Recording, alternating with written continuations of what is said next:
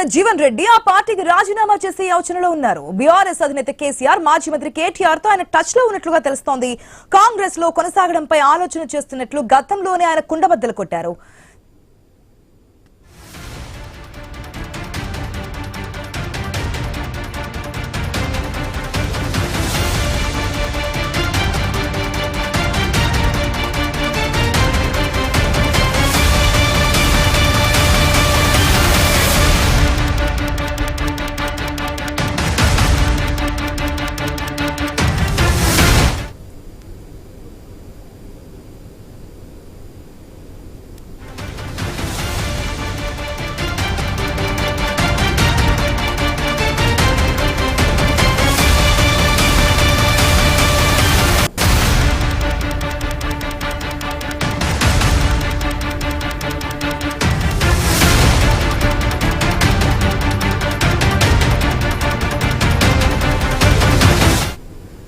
Congress senior నేత జీవన్ రెడ్డి ఆ పార్టీకి రాజీనామా చేసే యోచనలో ఉన్నారు. బీఆర్ఎస్ అధినేత కేసీఆర్ మాజీ మంత్రి కేటీఆర్ తో ఆయన టచ్ లో ఉన్నట్లుగా తెలుస్తోంది.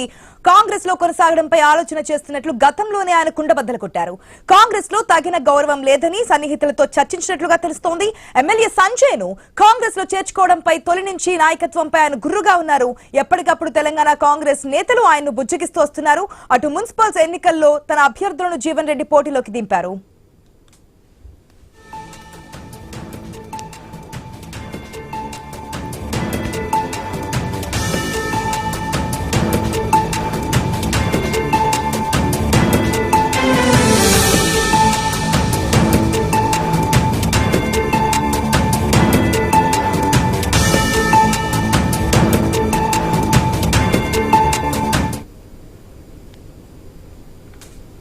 మొత్తానికి కాంగ్రెస్ సీనియర్ నేత జీవన్ రెడ్డి పార్టీ మారే ఆలోచనలో ఉన్నట్లుగా సంకేతాలు అయితే అందుతున్నాయి. దీనికి సంబంధించిన అప్డేట్స్ మా ప్రతినిధి ప్రశాంత్ ద్వారా తెలుసుకుందాం. ప్రశాంత్, మొదటి నుంచి కూడా ఏదైతే సంజయ్ కాంగ్రెస్ పార్టీలోకి వచ్చిన తర్వాత నుంచి కూడా సీనియర్ లీడర్ అయినటువంటి జీవన్ రెడ్డి అసంతృప్తితో ఉన్నట్టుగా తెలుస్తుంది. అనేక సార్లు బహిరంగంగా చెప్పినటువంటి సిచ్యువేషన్స్, మొన్నటి మున్సిపల్ ఎలక్షన్స్ లో కూడా ఆయన చెప్పినటువంటి క్యాండిడేట్స్ కాకుండా ఇచ్చినప్పుడు కూడా పార్టీలో నాకు సరైన గౌరవం ఉండడం లేదంటూ ఆయన బాహాటంగానే చెప్పినటువంటి సిచ్యువేషన్. 20వ తేదీ తర్వాత పార్టీలో ఉంటారా లేదంటే బయటకు వచ్చేస్తారా అనే దానికి సంబంధించి క్లారిటీ వచ్చే అవకాశం ఉన్నట్టుగా తెలుస్తోంది. డీటెయిల్స్ ఏంటి? రైట్ ఆశా, మీరు అన్నట్టుగానే మాజీ మంత్రి జీవన్ రెడ్డి మొన్నటి వరకు ఎమ్మెల్సీగా ఉన్నారు. కాంగ్రెస్ పార్టీ సీనియర్ నాయకులు, దాదాపు 30 సంవత్సరాలకు పైగా కాంగ్రెస్ పార్టీతో అనుబంధం ఉన్న జీవన్ రెడ్డి పార్టీ మారబోతున్నారు అనేది కూడా స్పష్టంగా తెలుస్తా ఉంది. అంటే మనకున్న ప్రాథమిక సమాచారం మేరకు ఇక ఖచ్చితంగా పార్టీ మారబోతున్నారు. అంటే పార్టీకి రాజీనామా చేయబోతున్నారు. ప్రధానంగా కాంగ్రెస్ పార్టీకి రాజీనామా చేయబోతున్నారు. ఏ పార్టీకి వెళ్తారు అనేది కూడా ఇప్పటి వరకు స్పష్టత లేదు, కానీ పార్టీకి మాత్రం రాజీనామా చేస్తారు. అందులో భాగంగా ఎందుకనంటే మొన్న ఏదైతే 2023లో ఎలక్షన్స్ జరిగాయో, సాధారణ ఎన్నికలు, ఆ ఎన్నికలలో ప్రధానంగా ఆయన ఓటమి, ఆ తర్వాత జరిగిన పరిణామాలు, ప్రధానంగా సంజయ్, ఇక బీఆర్ఎస్ నుంచి గెలిచిన సంజయ్ ఇప్పుడు ప్రస్తుతం ఎమ్మెల్యేగా ఇటు పార్టీకి మారారు, ఇటు కాంగ్రెస్ పార్టీలో జాయిన్ అయ్యారు. ఆ సంజయ్ కి సంబంధించిన అనుచరులే దీనికి సంబంధించిన అనుచరులను హత్య చేశారనేది ప్రధానమైన ఆరోపణ. ఆ ఆరోపణకు సంబంధించిన ఆయన రోడ్ల మీదకి వచ్చారు, రోడ్ల మీద బైఠాయించి పెద్ద ఎత్తున రాష్ట్ర వ్యాప్తంగా ఆ వార్త సంచలనం. ఇక ఆ తర్వాత ఒకరిపైన ఒకరు విమర్శలు చేసుకున్నారు. పార్టీలోనే ఉంటూ అసలు నికార్సైన పార్టీ నాయకులను కాంగ్రెస్ పార్టీ పట్టించుకోవట్లేదు అన్నది ప్రధానంగా. గతంలో కూడా జీవన్ రెడ్డి ఏదైతే మున్సిపల్ ఎలక్షన్స్ లో కూడా తన నిల్చోబెట్టినటువంటి అభ్యర్థి, తను బలపరిచినటువంటి అభ్యర్థులకి ఇవ్వకపోవడంతో అసంతృప్తి వ్యక్తం చేశారు, బయటకు వచ్చి మాట్లాడారు. అప్పుడు కూడా కాంగ్రెస్ ఉన్నటువంటి మెయిన్ లీడర్స్ ఆయన బుజ్జగించే ప్రయత్నం చేశారు. ఇది పద్ధతి కాదు, లేదంటే కనుక నెక్స్ట్ టైం మీకు ఛాన్స్ ఇస్తామని చెప్పి సర్ది చెప్పినటువంటి సందర్భం మనం చూసాం. మరి ఇప్పుడు కూడా 20వ తేదీ డెడ్ లైన్ కనిపిస్తోంది. అటు కేసీఆర్ తో కేటీఆర్ తో సంప్రదింపులు మంత్రాలు జరుపుతున్నట్టుగా బయటకు వస్తోంది. మరి కాంగ్రెస్ మెయిన్ లీడర్స్ ఏం చేయబోతున్నారు? ఏదైనా సద్దుమణిగించే ప్రయత్నాలు ఏమైనా చేస్తున్నారా? రైట్ ఆశ, మీరు అన్నట్టుగా మొన్నటి మున్సిపల్ ఎన్నికల్లో కూడా ప్రధానంగా ఆయన మీ ఖచ్చితంగా నా క్యాండిడేట్ గెలుస్తారు, మేయర్ నాకు ఇస్తారు అనేది కూడా ప్రధానంగా, అంటే ఆయన క్రియాశీలకంగా ఉన్నారు. ఆయనకు ఏదైతే ఇండిపెండెంట్ నుండి పోటీ చేశారు, తక్కువ స్థానాలు ఇచ్చినప్పటికీ కూడా మిగతా వాళ్ళందరినీ గెలిపించుకొని వచ్చారు.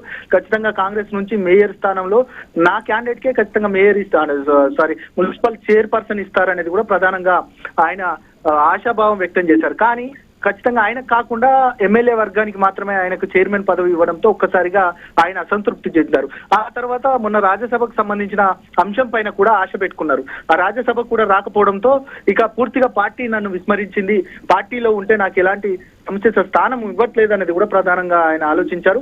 అందులో భాగంగానే ఆయన పార్టీకి సంబంధించి కూడా పార్టీకి రాజీనామా చేయబోతున్నారు. మీరు అన్నట్టుగా ఈ నెల 20 వరకు కాదు డెడ్ లైన్, 27 వరకు డెడ్ లైన్ మేము ఇస్తున్నాము. శ్రీరామనవమి లోపే ఖచ్చితంగా పార్టీ ఎలాంటి నిర్ణయం తీసుకుంటుంది, పార్టీ నాకేమైనా సముచిత స్థానం ఇస్తుందా, లేదంటే మాత్రం పార్టీకి నేను ఖచ్చితంగా రాజీనామా చేస్తాననేది కూడా చుట్టూ ఉన్న కార్యకర్తలకు తన శ్రేయోభిలాషులకు చెప్తున్న సందర్భం కనబడుతుంది. మొత్తానికైతే ఆయన రాజీనామాకు సంబంధించి ఇటు సీనియర్ నాయకులంతా కూడా బుజ్జగిస్తారా, లేదు పార్టీకి సంబంధించి నిజంగానే ఆయనను ఏ విధంగా బుజ్జగిస్తారు, లేదు అంటే ఆయనకు సంబంధించి పూర్తిగా వదిలేస్తారు. ఇప్పటికే సీనియర్ నాయకులంతా కూడా మొట్టమొదటిగా ఆయనకు అందరూ కూడా సపోర్ట్ చేశారు. కానీ రాను ఆయన ప్రశాంత్ ఈ ఈక్వేషన్ ఎట్లా చూడాలి? ఒక పక్క సంజయ్ బీఆర్ఎస్ సంబంధించినటువంటి ఎమ్మెల్యే అయినా కాంగ్రెస్ తరపున మాట్లాడుతున్నారు, అనర్హత వేటు వేస్తున్నారంటే లేదు బీఆర్ సంబంధించిన ఎమ్మెల్యే అంటే స్పీకర్ డైరెక్ట్ గా చెప్పినటువంటి సందర్భం మనం చూసాం. ఇప్పుడేమో కాంగ్రెస్ లో గతం నుంచి అంటే సీనియర్ లీడర్స్ ని పక్కన పెట్టి పక్క పార్టీ నుంచి వచ్చిన వాళ్ళకి ప్రయారిటీ ఇస్తున్నారంటున్నారు. ఈ ఈక్వేషన్స్ ఎట్లా చూడాలి? రైట్, అంటే ఇది మొత్తానికి పార్టీ మారిన వారి పైన అభియోగాలు ఉన్నాయి. అంటే పార్టీ మారడం పైన పూర్తిగా ఇప్పటికే స్పీకర్ కూడా వీరంతా కూడా పార్టీ మారలేదు అంటూ కూడా, అదే విధంగా పార్టీ ఇలాంటి అవకాశాలు లేదు అనేది కూడా స్పీకర్ చెప్పిన నేపథ్యంలో ఈ 10 మంది పార్టీ మారిన వారి పైన రాష్ట్ర వ్యాప్తంగా చర్చ జరుగుతుంది. వారంతా కూడా ఒకవైపు మేము పార్టీ మారలేదంటూ కూడా కాంగ్రెస్ పార్టీకి సంబంధించి అభివృద్ధి కార్యక్రమాల్లో మేము క్రియాశీలకంగా పాల్గొంటామన్న నేపథ్యంలో ఇటు జగిత్యాలకు సంబంధించిన సంజయ్ కూడా ఖచ్చితంగా మేము పార్టీ కండువా కప్పుకోలేదు, నేను దేవుని కండువా కప్పుకున్నా అనేది కూడా ప్రధానంగా చెప్పారు. అదేవిధంగా జస్ట్ నేను జగిత్యాల అభివృద్ధికి సంబంధించి పూర్తిగా కాంగ్రెస్ పార్టీకి వారితో ముందుకెళ్తున్నాను తప్ప నేను పార్టీ మారలేదు అనేది కూడా ఆయన స్పష్టంగా చెప్పారు. అంటే ఈ ఈక్వేషన్స్ సంబంధించి ఒకవైపు పార్టీలోనే ఇటు బీఆర్ఎస్ పార్టీలో ఉంటున్నారా, లేదు కాంగ్రెస్ పార్టీలో ఉంటున్నారా అనేది కూడా ఇటు స్పష్టంగా ఇటు బీఆర్ఎస్ నాయకులకు ప్రధానంగా విమర్శిస్తున్నారు. దాంతో పాటు కాంగ్రెస్ పార్టీకి సంబంధించిన వాళ్ళు కూడా స్పష్టంగా ఎవరికి చెప్పలేని పరిస్థితి. మొత్తానికైతే జగిత్యాల్లో ఒక వింత, మొన్నటి వరకు కార్పొరేషన్ ఎన్నికల్లో కూడా మనం చూసాం ఒక వింత పరిస్థితి. రాష్ట్ర వ్యాప్తం ఒకవైపు అయితే జగిత్యాల్లో ఒకవైపు కాంగ్రెస్ పార్టీకి సంబంధించిన వాళ్ళే 2 వర్గాలుగా విడిపోయిన పరిస్థితి కనపడ్డది. ఒకవైపు బీఫామ్లు ఎమ్మెల్యే వర్గానికి ఎక్కువ ఇవ్వడం, మరొక వైపు జీవన్ రెడ్డి సీనియర్ నాయకులైన జీవన్ రెడ్డికి తక్కువ బీఫామ్లు ఇవ్వడం, పూర్తిగా ఈ మధ్యలో కొంత డిస్టర్బెన్స్ అంటే కొంత వివక్ష కనబడ్డది అనేది ప్రధానంగా జీవన్ రెడ్డి స్పష్టంగా మీడియా ముందుకు చెప్పిన సందర్భం. మొత్తానికి జీవన్ రెడ్డి ఆయన ఆవేదన ఆక్రందన ఖచ్చితంగా కాంగ్రెస్ పార్టీ తీరుస్తుందని అనుకున్నారు. కానీ చైర్మన్ పదవి కూడా ఇవ్వకపోవడం, అదేవిధంగా రాజ్యసభలో ఆయన హోప్ పెట్టుకున్నాడు, ఆయన ఆ హోప్ ని కూడా రాజ్యసభ ఇవ్వకపోవడం, మొత్తానికి ఇవన్నిటిని వెరిసి ఖచ్చితంగా ఒకవైపు బీఆర్ఎస్ నుంచి కూడా ఆయనను పిలుపు వస్తా ఉంది. బీఆర్ఎస్ నుంచి కూడా మీరు సీనియర్ లీడర్ ఖచ్చితంగా మా వైపు వస్తే ఖచ్చితంగా పార్టీ కూడా స్ట్రెంథెన్ అవుతుందన్న నేపథ్యంలో ఇక కాంగ్రెస్ పార్టీలో ఉంటే నాకు మనగడ కొనసాగే పరిస్థితి కనబడట్లేదు, ఎవరు కూడా నాకు ప్రియారిటీ ఇవ్వట్లేదు అనేది కూడా జీవన్ రెడ్డి భావిస్తున్నారనేది కూడా చాలా కార్యకర్తల ముందు అదేవిధంగా మీడియా ముందు కూడా ఆయన బాధను వెలగక్కిన పరిస్థితి. మొత్తానికైతే ఆయన డెడ్ లైన్ విధించారు. ఖచ్చితంగా 27 లోపు నేను పార్టీకి రాజీనామా చేయబోతున్నాను.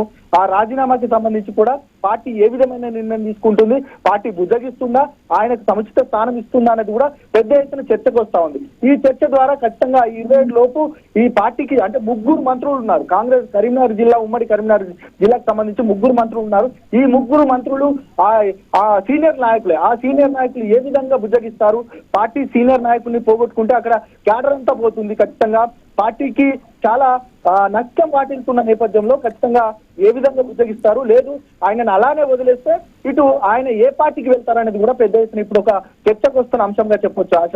మొత్తానికైతే ఇప్పుడు రాష్ట్ర రాజకీయాలలో జీవన్ రెడ్డి అంశం మాత్రం క్రియాశీలకంగా ఉందని చెప్పగానే చెప్పొచ్చు ఆశ.